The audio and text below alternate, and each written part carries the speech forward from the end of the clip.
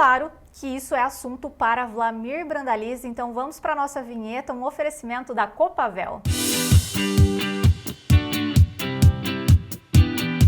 Notícias da soja com Wlamir Brandalize. Apoio Copavel, um show de cooperativa.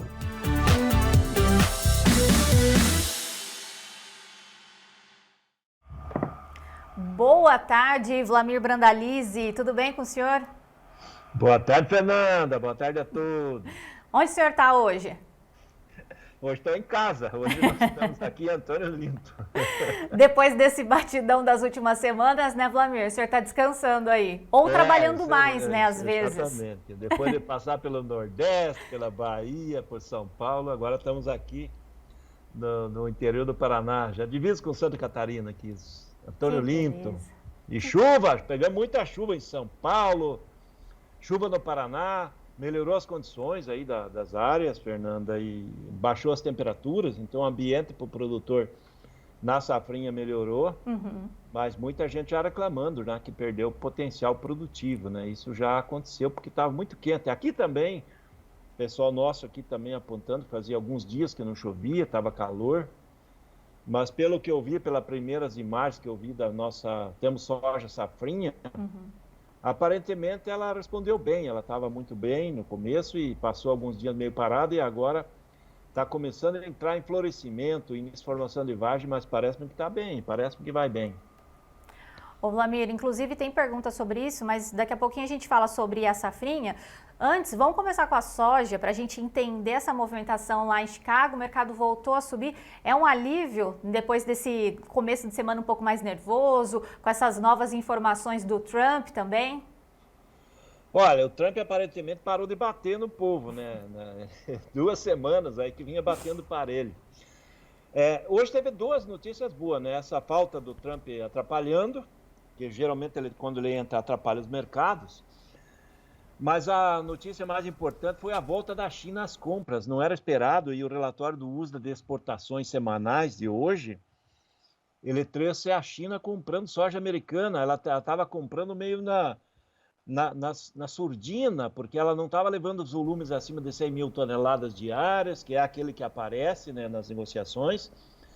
E nesse relatório, entre safra nova e a safra atual, né, e a safra nova americana, os chineses compraram praticamente, 492.500 toneladas, meio milhão de toneladas. E o mercado não estava esperando por isso. Também foi uma notícia positiva, sinalizando que mesmo com taxação que começou lá na China e a briga com o Trump e taxações de produtos chineses, os chineses têm que comprar soja americana.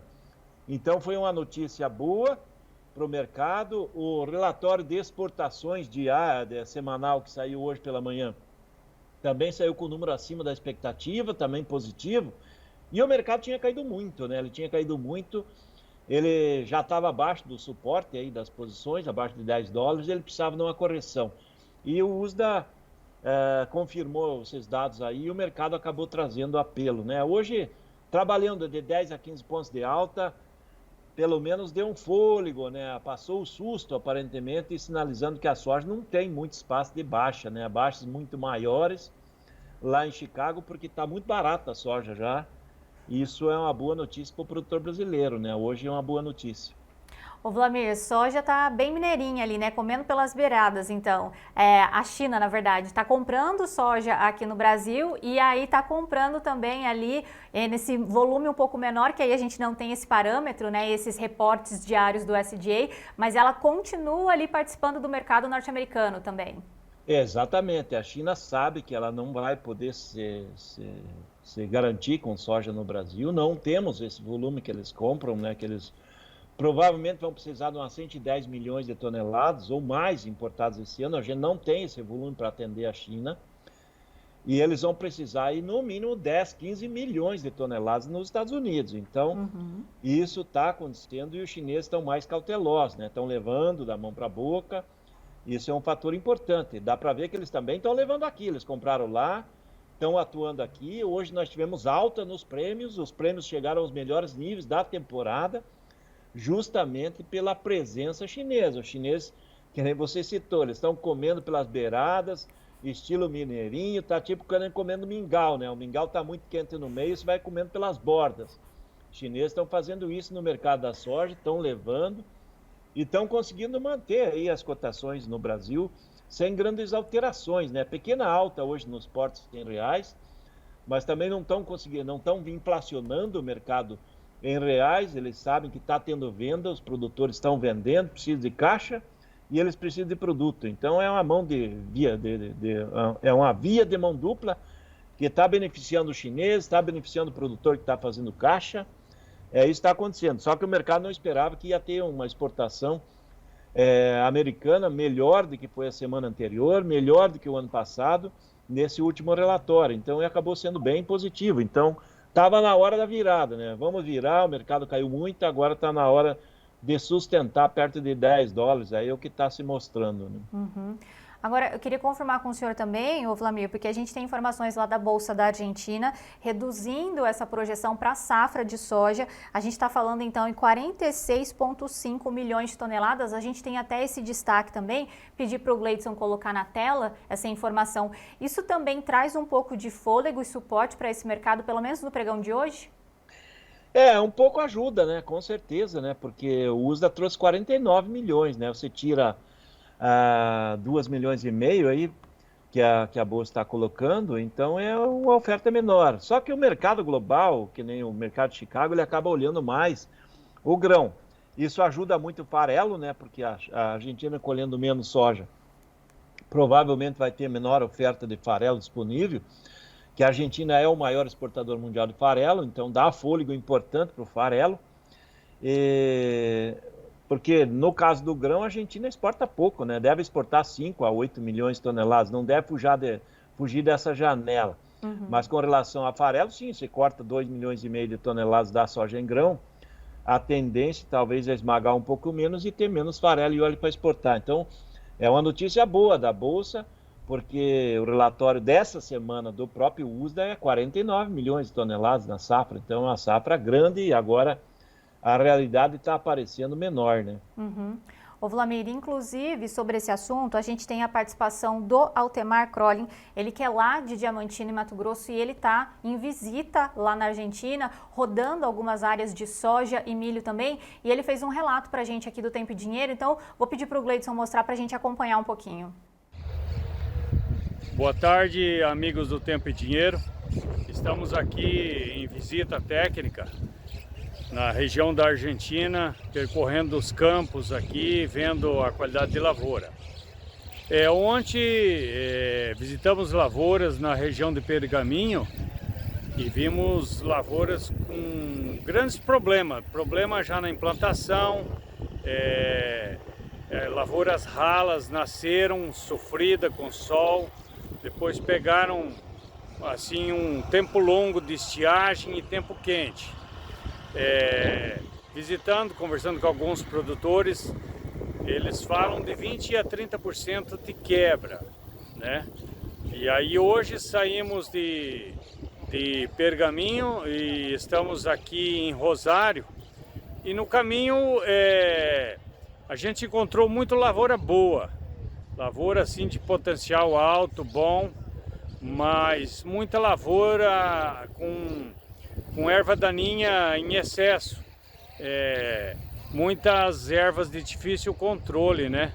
E muitas áreas alagadas, áreas sentindo o excesso de água.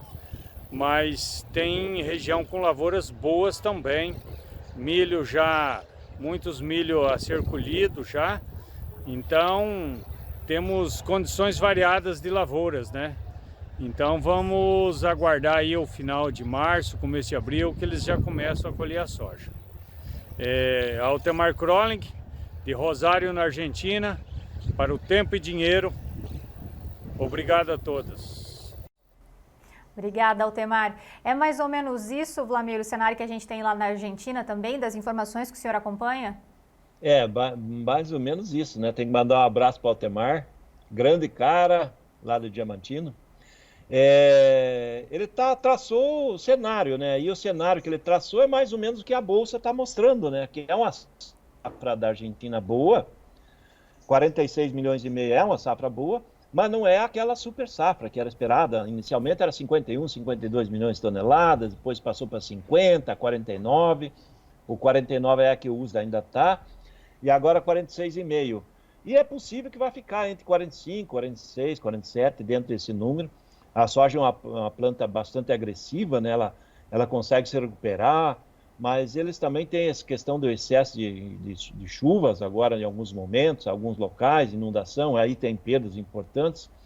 Mas é a safra da Argentina. A boa notícia é que isso traz pressão sobre o farelo e ajuda a soja, né? Ajuda a criar suporte para a soja. Nós, brasileiros, somos os maiores exportadores de soja em grão do mundo e dependemos de valorização de farelo e óleo para a formação do preço da soja também. Então, essa notícia da Argentina, que o Walter trouxe e que a Bolsa trouxe, que mais ou menos coincidem, são notícias boas para o produtor, sinalizando que pode o mercado começar a formar a base de suporte nas cotações. Então, isso é importante, nós conseguir ficar aí dos $10 para cima, porque para frente nós vamos ter oportunidades melhores.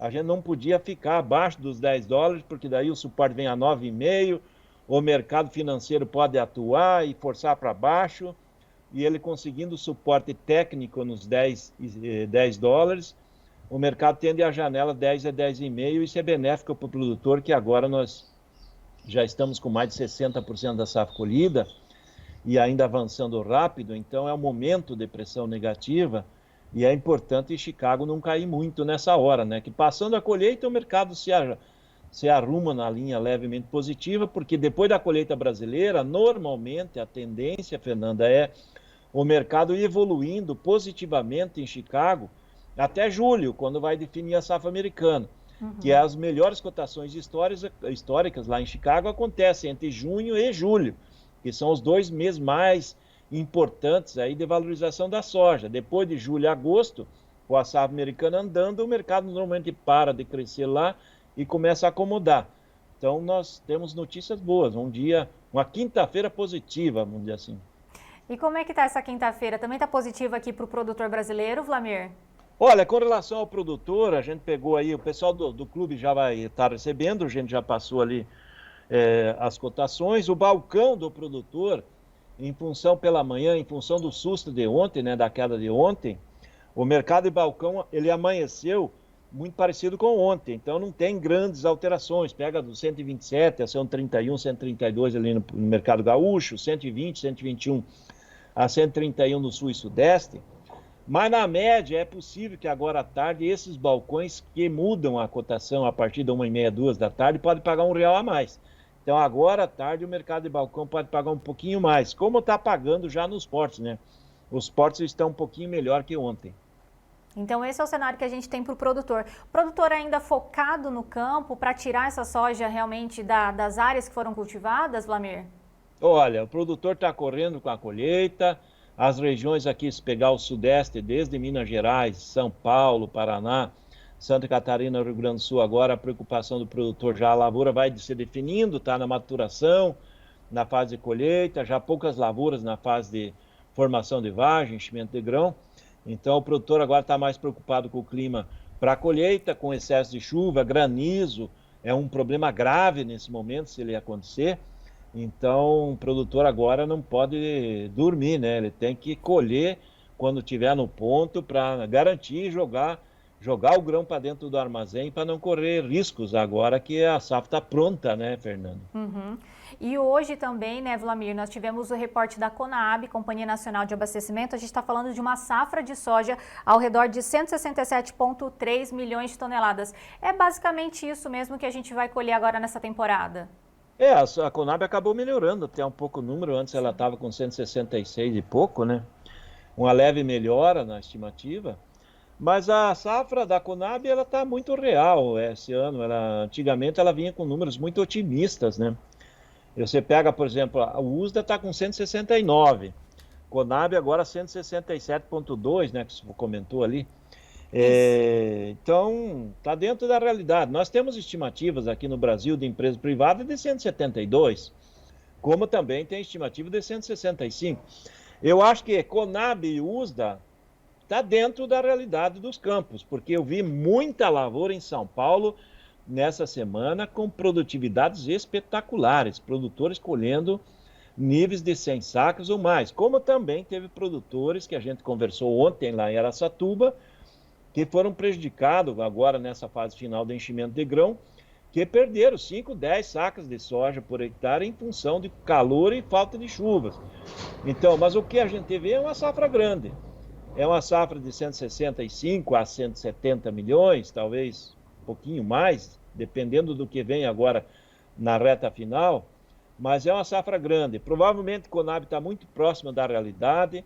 A safra gaúcha, né, essa semana foi confirmada aí pela Emater, ela teve perdas grandes, agora pouco mais de 15 milhões de toneladas. O ano passado, se eu não estou enganado, foram 18.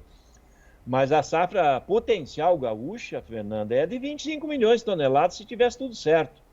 E eles estão colhendo 10 milhões a menos do que poderia ser uma safra ideal ali pelo plantio gaúcho, em função do clima novamente. As lavouras gaúchas sofreram, agora está chegando a colheita, o grão está chegando desuniforme, grão miúdo, grão graúdo, todo tipo de grão, grão partido, descontos que o produtor está enfrentando na entrega do grão.